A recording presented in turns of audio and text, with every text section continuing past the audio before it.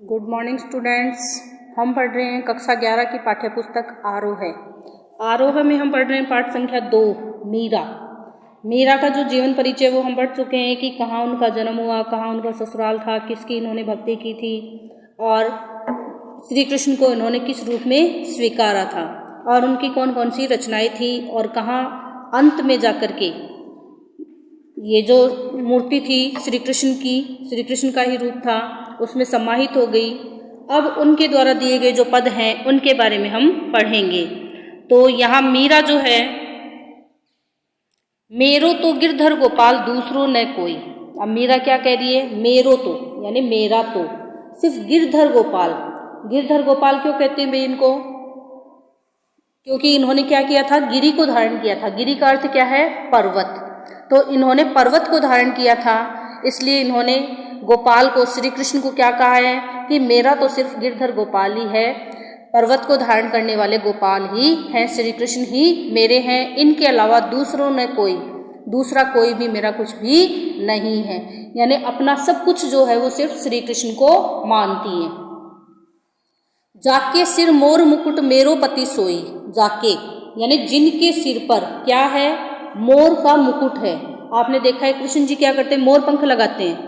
तो ये क्या कह रही हैं कि जिनके सिर के ऊपर मोर मुकुट लगा हुआ है, मोर का पंख लगा हुआ है, ताज लगा हुआ है, मेरो पति सोई।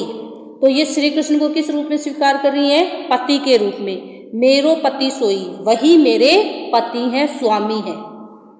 छाड़ी दई कुल की कानी कहाँ करिए कोई। छाड़ी दई, छाड़ी दई यानी छोड़ दी।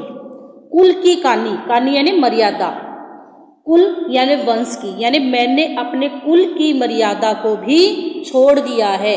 कहा करिए कोई, चाहे कोई कुछ भी कहे, मुझे उससे कोई मतलब नहीं है। मैंने श्री कृष्ण के लिए अपने वंश की जो परंपराएं थी, रीतियां थी, जो भी मर्यादाएं थी, उन सबको भी छोड़ दिया है। संतन डींग बैठी बैठी लोक लाज खोई।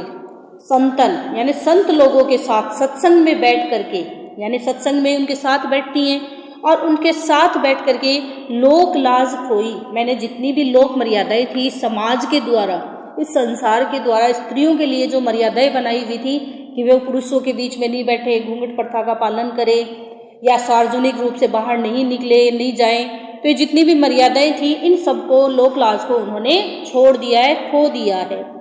असवन जल सींची सींची प्रेम बेली बोई। असवन यानी आंसुओं की, जल से, सींची सींची यानी सींच कर, प्रेम बेली बोई यानी मैंने अपने आंसुओं से अपने प्रेम रूपी, भक्ति रूपी बेल को सींचा है। और अब ये जो बेल है यही क्या होगी? प्रफुल्लित होगी, बढ़ेगी। तो मीरा जो है श्री कृष्ण से बहुत प्रेम करती थी, इसी के लिए वो क्या कह रही है कि मेरे आंखों से बहने वाला जो जल था, अपने आंसुओं से मैंने अपनी प्रेम रूपी बेल को बोया है, भक्ति रूपी बेल को बोया है। अब तो बेली फैली गई आनंद फल होई। अब तो क्या हो गया है? बेल जो है वो फैल चुकी है, यानी प्रेम जो है बढ़ चुका है। आनंद फल होई, अब तो उस पे क्या लगेंगे? आनंद के, प्रसन्नता के फल ही लगेंगे, यानी अब तो मुझे भगवान मिलेंगे ही, श्री कृष्ण मिलेंगे ही। दूध की मथनियाँ बड़े प्रेम से बिलोई। अब दूध की मथनियाँ, मथनियाँ किसको कहते हैं भाई? जिसमें दही डाल देते हैं अपन, फिर क्या करते हैं? उसको बिलोते हैं, रई से बिलोते हैं ना, घी निकालने के लिए मथते हैं। तो क्या करिए कि दूध की मथनियाँ जो है वो हमने बड़े प्रेम से बिलोई है, यानी हमने सच्चे मन से श्री कृष्ण से प्रेम किया है। दधिमति घृत काढ़ी लियो डारी दही छोई। दधिमथी, दधी यानी दही, मथी यानी मथ कर, घृत यानी घी, काढ़ी यानी निकाल लिया है, डारी दही छोरी, डारी यानी डाल दी है, छोई यानी छाछ। तो क्या कह रही है कि मैंने उस मथनिया को इतने प्रेम से बिलोया है कि उसमें से मैंने घी को, तो उस दही को मथ करके घी तो निकाल लिया है और उसमें निरर्थक जो पदार्थ था छाछ, उसे मैंने छोड़ दिया, फेंक दिया है। उसी प्रकार से ये कहना चाह रही है कि इस संसार में से मैंने भक्ति को अपनाया, श्री कृष्ण को अपनाया है और व्यर्थ की जो संसारिकता थी उसको मैंने त्याग दिया है, छोड़ दिया है। तो दो अर्थ हो गए ना इसके, जो लिखा हुआ है वो और उसी के साथ अन्य अर्थ। भगत देखी राजी हुई जगत देखी रोई। अब जब मैं भगत को देखती हूँ, भगवान के जो भक्त हैं उनको देखती हूँ, तो खुश होती हूँ, राजी हुई यानी खुश होती हूँ। और जगत देखी रोई, और इस संसार को देख करके रोती हूँ कि किस प्रकार से इस सांसारिकता से मोह माया रख रहे हैं, भगवान की भक्ति नहीं कर रहे हैं। उन्हें देख करके मीरा जो है वो उदास हो जाती है इस संसार के लोगों को। दासी मीरा लाल गिरधर तारो अब मोही। अब मीरा क्या कह रही है कि हे गिरधर गोपाल, हे श्री कृष्ण, मैं तो आपकी ही दासी हूँ, आपकी ही सेविका हूँ। अब इस संसार से पार आप ही मुझे लगाइए। तारो अब मोही, मोही यानी मुझे, अब आप ही मुझे, तारो तारो यानी पार लगाना, तो अब आप ही मुझे इस संसार से पार लगाइए। मैं तो आपकी ही दासी हूँ, आपकी ही सेविका हूँ। इस प्रकार से विभिन्न प्रकार के उदाहरणों से बताया है कि उनके लिए सर्वस्व कौन है, श्री कृष्ण है, और वो श्री कृष्ण से ही प्रेम करती हैं और उन्हीं को अपना सब कुछ मानती है। इस सांसारिकता को वो व्यर्थ मानती है। समाज द्वारा लगाई गई जो मर्यादाएं हैं उनको भी वो नहीं मान रही है।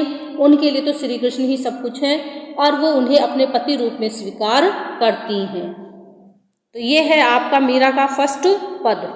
इसी तरीके से आपके मीरा का जो दूसरा पद है वो देखिए। पग घुंघरू बांधी मीरा नाची। अब मीरा क्या थी, सत्संग में जाती थी और वहां जब जाती थी तो वो डांस भी करती थी, नाचती थी। तो मीरा ने क्या कर लिया, अपने पैरों में घुंघरू बांध लिए हैं। घुंघरू बांधी मीरा नाची। श्री कृष्ण जी की मूर्ति के सामने पग यानी पैर, तो अपने पैरों में घुंघरू बांध करके नाचने लगी है। क्यों? क्योंकि वो श्री कृष्ण से प्रेम करती है, उनकी सच्ची भक्ति करती है। मैं तो मेरे नारायण सु आप ही हो गई साची रे। अब नारायण किसके लिए आया है, श्री कृष्ण के लिए आया है। और वैसे पर्याय किसका है, नारायण विष्णु का है। तो श्री कृष्ण भी विष्णु के अवतार हैं, उनके रूप हैं। तो वो क्या कह रही है, मैं तो मेरे नारायण सु यानी मैं तो अपने श्री कृष्ण से ही आप ही हो गई साची रे, अपने आप ही क्या हो गई हूँ, सच्ची हो गई हूँ, सत्य हो गई हूँ और उनसे मिल रही हूँ। लोग कहे मीरा भई बावरी। लोग क्या कह रहे हैं कि मीरा तो बावली हो गई है, ऐसे ही मूर्ति के सामने नाच रही है, कुछ भी बोल रही है। न्यात कहे कुल नासी। और लोग क्या कह रहे हैं, कुटुंब वाले। न्यात किसको कहते हैं, कुटुंब को कहते हैं। कुटुंब यानी अपना जो परिवार है उसके लिए। तो न्यात कहे कुल नासी, तो समाज के जो लोग हैं, कुटुंब के जो लोग हैं, वो क्या कह रहे हैं कि ये तो अपने वंश का नाश करने वाली है, यानी उसे बेइज्जत करवाने वाली है। विष का प्याला राणा भेजा पीवत मीरा हंसी। विष यानी जहर का प्याला किसने भेजा है, राणा जी ने भेजा है। और मीरा को पता भी लग गया कि इसमें जहर है, लेकिन पीवत मीरा हंसी। और मीरा ने क्या किया, उस जहर के प्याले को हंसते हंसते पी लिया। क्यों? क्योंकि उसे पता है कि श्री कृष्ण जो है वो अपने आप ही उन्हें बचा लेंगे, उस विष को भी अमृत बना देंगे। मीरा के प्रभु गिरधर नागर सहज मिले अविनाशी। अब मीरा के प्रभु गिरधर नागर हैं, श्री कृष्ण हैं, गिरी को धारण करने वाले श्री कृष्ण हैं, गोपाल हैं, जो सहज यानी आसानी से है मिलने वाले नहीं हैं, वो अविनाशी हैं, आसानी से प्राप्त होने वाले नहीं हैं। जो सच्चे मन से उनकी भक्ति करता है उन्हीं को वो दर्शन देते हैं, उन्हीं को वो मिल पाते हैं। तो ये है आपके मीरा के पद जो अपन ने देखे हैं। अब है इनके प्रश्नोत्तर। पद के साथ मीरा कृष्ण की उपासना किस रूप में करती है, वह रूप कैसा है? तो मीरा कृष्ण की उपासना किस रूप में कर रही है, पति रूप में कर रही है। और कृष्ण की उपासना पति रूप में की है, वह रूप कैसा है, कैसा बताया है? जिनके सिर पर क्या है, मोर मुकुट है, वही मेरा पति है। भाव व शिल्प सौंदर्य स्पष्ट कीजिए। अब भाव और शिल्प सौंदर्य जो है इसमें आपको क्या करना होगा,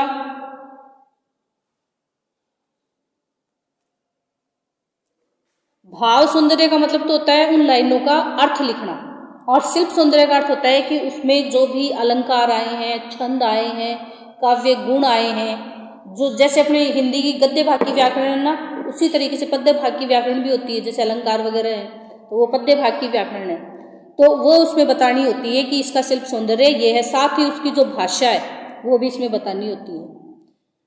यानी कहने का मतलब आप विशेष में जो लिखते थे ना उस तरीके से इसमें लिख सकते हो। तो भाव सौंदर्य में तो आपको इनका अर्थ लिखना है। तो असवन जल सिंची सिंची प्रेम बेली बोई, अब तो बेली फैली गई आनंद फल होई। अब क्या कहने हैं इसमें कि मैंने तो अपने आंसुओं के जल से अपने प्रेम रूपी बेल को सींचा है, अब वो बेल फैल चुकी है, यानी मेरी भक्ति जो है दृढ़ हो चुकी है और अब तो उस पर आनंद के फल लगने वाले हैं, खुशियों के फल, प्रसन्नता के फल लगने वाले हैं, अर्थात मुझे श्री कृष्ण मिलने वाले हैं। अब इसमें सींची सींची शब्द है, यहाँ पुनरुक्ति प्रकाश अलंकार है। प्रेम बेली, प्रेम रूपी बेल, रूपक अलंकार है। आनंद फल, यहाँ भी रूपक अलंकार है, लिख लो। सींची सींची में आपका पुनरुक्ति प्रकाश अलंकार, प्रेम बेली में रूपक अलंकार, आनंद फल में भी आपका रूपक अलंकार। इसी तरीके से अब तक बेली फैली गई तो बै वर्ण की और लय वर्ण की आवृत्ति होने के कारण यहाँ अनुप्रास अलंकार भी होगा। और भाषा कौन सी इनकी? राजस्थानी मिश्रित ब्रज। दूसरा है दूध की मथनिया बड़े प्रेम से बिलोई, दधिमति घृत काढ़ी लियो डारी दई छोई। तो यहाँ जो है अर्थ इसका है कि मैंने दूध की जो मथनिया थी, मटकी थी, उसे बड़े प्रेम से बिलोया है और उसमें से मैंने घी को तो मथ करके निकाल लिया है, घृत को तो, और जो व्यर्थ पदार्थ था, छाछ थी, उसे मैंने छोड़ दिया है। ये इसका भाव सौंदर्य है। अब इसमें आपको देखने हैं अलंकार, ये अलंकार कौन कौन से आए हैं। एक तो इसमें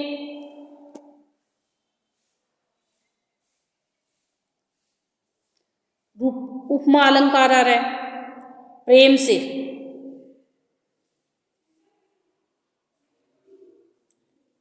और इसी के साथ धै धैवण की आवृत्ति भी हो रही है। अनुप्रास अलंकार भी इसमें करेंगे अपन, बस इसमें इतना ही है। तीसरा जो प्रश्न है आपका, लोग मीरा को बावरी क्यों कहते हैं भाई? क्योंकि उसने लोक लाज को करके संतों के साथ बैठ करके और श्री कृष्ण की मूर्ति के सामने क्या कर रही है, वो नृत्य कर रही है, इसलिए उन्हें बावरी कहा है। विष का प्याला राणा भेजा पीवत मेरा हासी, इसमें क्या व्यंग्य छिपा है भाई? कि जो राणा जी है वो क्या चाहते थे कि मीरा मर जाए और उन्होंने उसको जहर भेजा था, लेकिन मीरा को पता था कि ये जहर है, फिर भी हंसते हंसते उसने पी लिया, ये व्यंग्य था। तो बनवीर क्या सोच रहा था कि भाई ये मर जाएंगी, लेकिन वो क्या थी, उनको पता था कि श्री कृष्ण जो है उस जहर को भी अमृत बना देंगे, तो वो व्यंग्य रूप में कहा गया है। इसीलिए मीरा हंस रही थी, उन्हें पता था कि ये तो मेरे को जहर दे रहा है, सोच रहा है मर जाएगी, लेकिन वो बच गई। क्यों? क्योंकि वो श्री कृष्ण से सच्ची भक्ति करती थी, सच्चा प्रेम करती थी। मीरा जगत को देखकर रोती क्यों भाई? क्योंकि ये संसार क्या कर रहा है भाई? ईश्वर को तो भूल चुका है, भक्ति को भूल चुका है, और क्या कर रहा है? सिर्फ सांसारिकता में डूबा हुआ है। पद के आसपास कल्पना करें मेरे प्रेम प्राप्ति के लिए मीरा को किन किन कठिनाइयों का सामना करना पड़ा होगा। तो कल्पना ना करके आप इस प्रश्न के उत्तर को ही कर दें, ये स्टार्टिंग का जो है इसको हटा दें। प्रेम प्राप्ति के लिए मीरा को किन किन कठिनाइयों का सामना करना पड़ा था? तो उनके समाज के द्वारा लगवाए गए जो रीति रिवाज थे, उनके ऊपर लगाए गए बंधन थे, उन सबको तोड़ना उनके लिए आसान नहीं था, लेकिन फिर भी उन्होंने उनको तोड़ा और सत्संग वगैरह में जाती थी, श्री कृष्ण का पूजा पाठ करती थी। वो ये समय नहीं देखती थी वे रात है कि दिन है, लेकिन उन्हें जब भी सत्संग में जाना होता था संतों के साथ वो जाती थी। और इस प्रकार से उनके परिवार के द्वारा बहुत सारी यातनाएं उनको दी गई, जैसे कि राणा के द्वारा विष का प्याला भेजा गया, तो ये आप इसमें लिख सकते हो। लोकलाज होने का अभिप्राय क्या है भाई?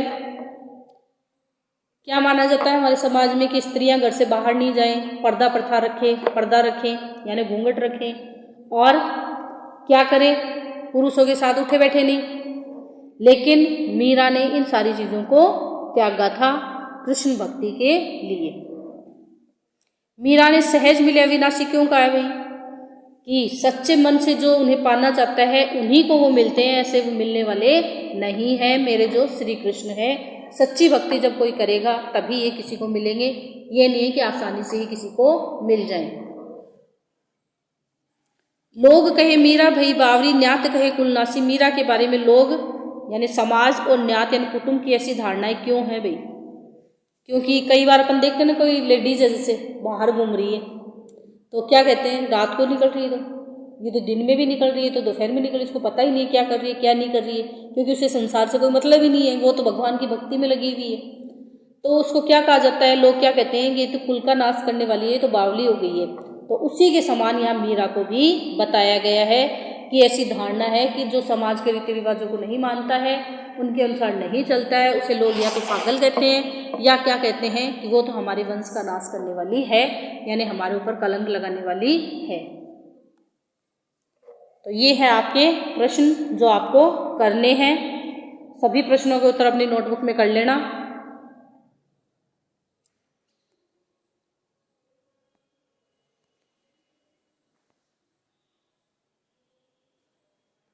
इन प्रश्नों के उत्तर कर लेना भैया आप सभी, ठीक है? कर लोगे?